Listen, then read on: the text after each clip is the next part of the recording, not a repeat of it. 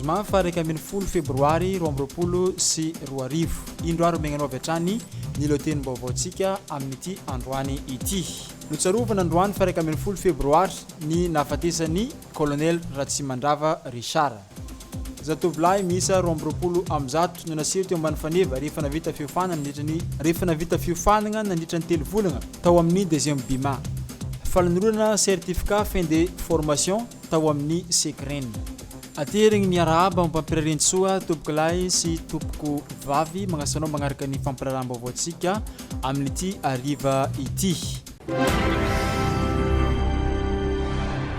10 febroary taona 2027 10 febroary taona 2024 feno 17 taona ny nafatesany colonel Ratsimandrava Richard sy ireo mpitandro filaminana namony ainy tamin'ny fitiavana tanindrazana tamin'izay fotoana izay. Natomboka tamin'ny alalan'ny fanompom-pivavahana ho fangatapitahina amin'Andriamanitra ny fotoana izay natao tao amin'ny chapelle militaire de la gendarmerie. Taorian'izay kosa no nitanterahana ny lanonana ara-miaramila ho fahatsiarovana ny namoizany mahery fon'ny firenena ity dia ny colonel Ratsimandrava Richard ny maraina teo.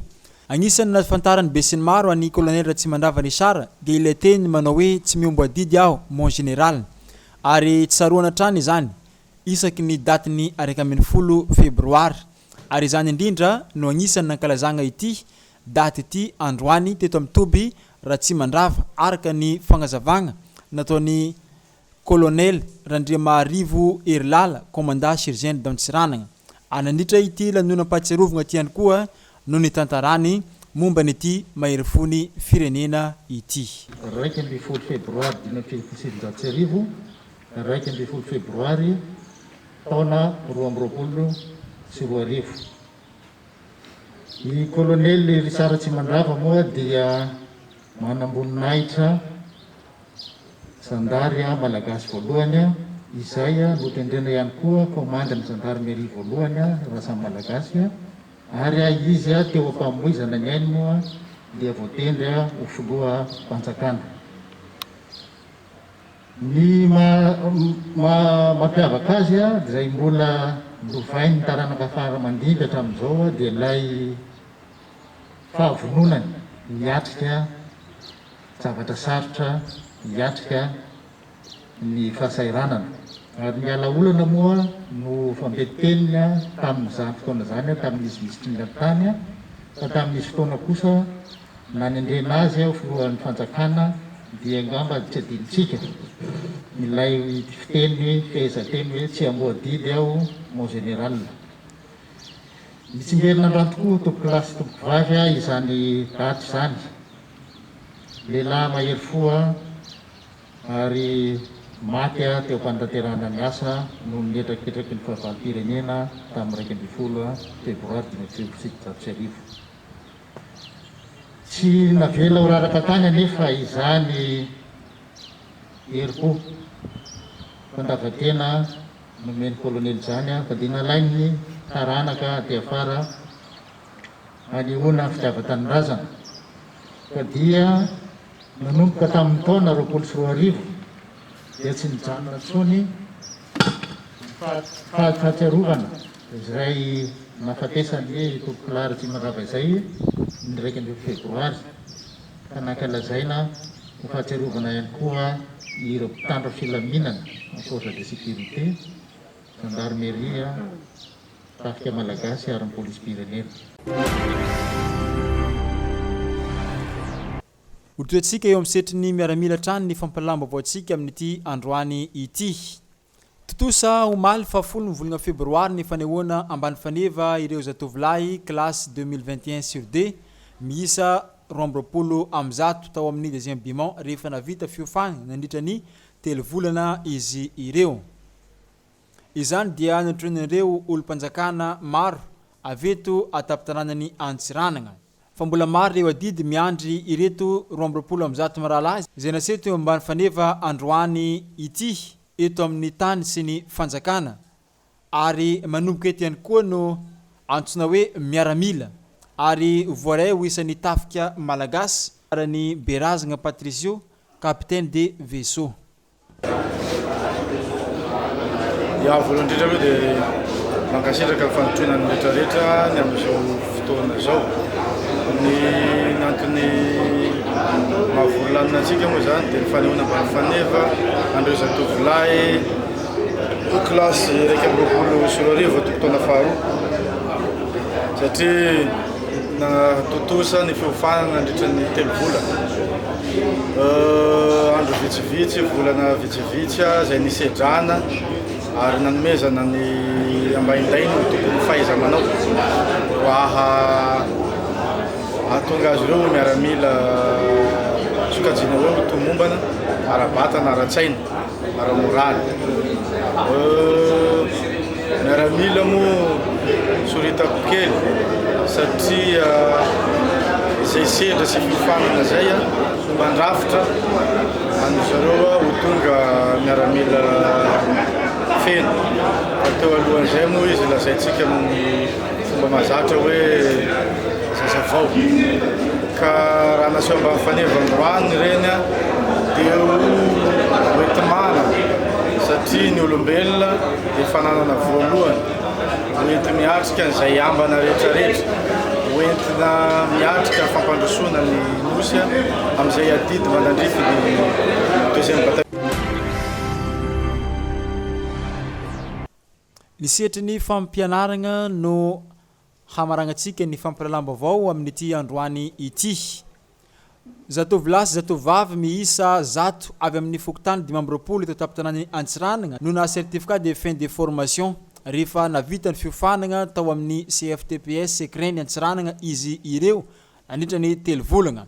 No tanteragna omaly fa 10 volana febroary ity lanonana ofisialy ho fanamarena ny fahavitany reto tovolahy sy tovavy ireto ny fiofanana izay notanteragny tao amin'ny foyeny Sekireny. Ity tetikasa ity dia vatsiany firenena mikambagna amin'ny alalan'ny Organisation Internationale du Travail na OIT, eo ihany koa ny INFPA ary ny UNICEF amin'ny alalan'ny tetikasa antsoina hoe PBF.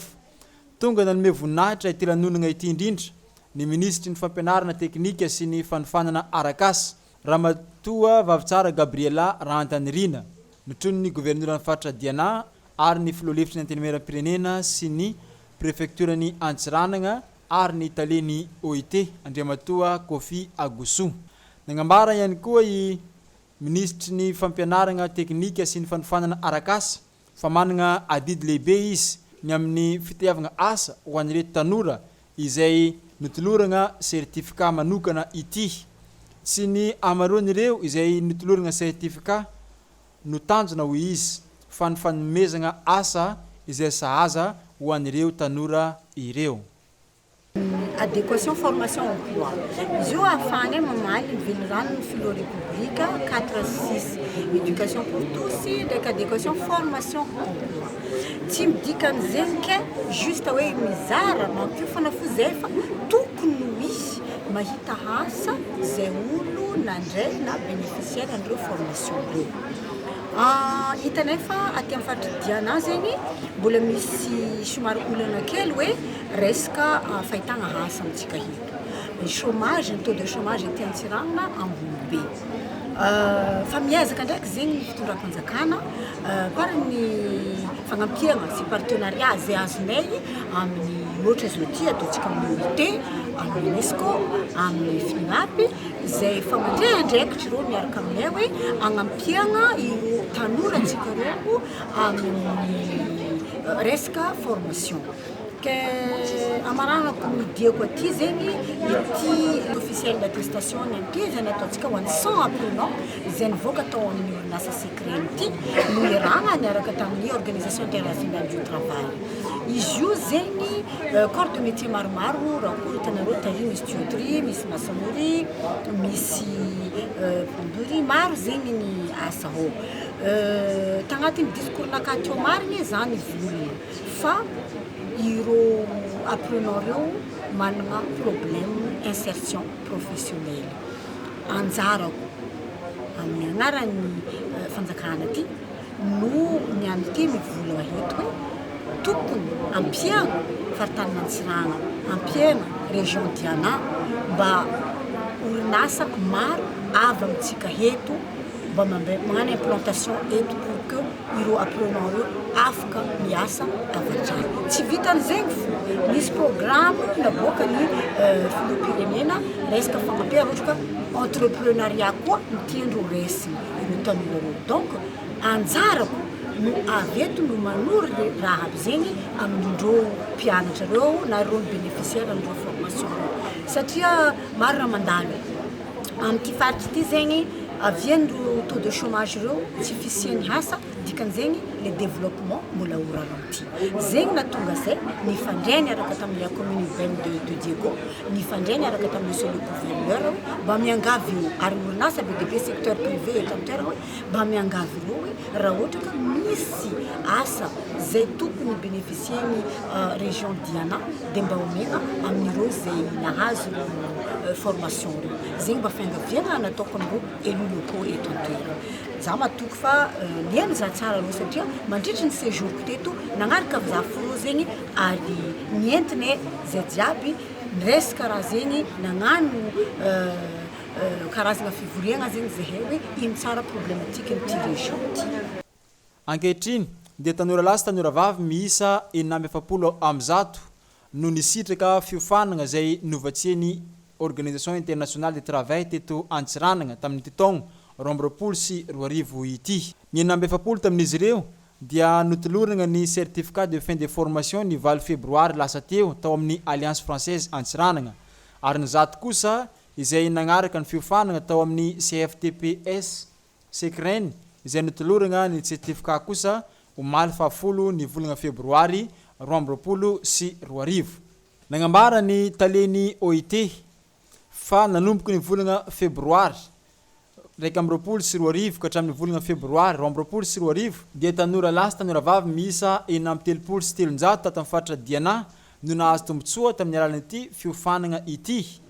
Ny 970 teto Antsiranana ary ny 20 kosa tao amin'ny distrikany Nosibe araka ny fagnazavana nataony taleny OIT Andriamatoa Kofi Agusso. Oui, je suis satisfait, très satisfait des tenants de l'aboutissement du PBF. Pour vous dire que depuis 2021 et cette année, en collaboration avec le ministère de l'Enseignement technique et de la formation professionnelle, l'OIT a déjà formé 326 jeunes et femmes juste pour la région Diana. Nous avons formé 180 à Nocibé et aujourd'hui, nous avons formé 146 personnes, 146 jeunes, dont 100 pour la Secrène et aussi 46 pour l'Alliance française.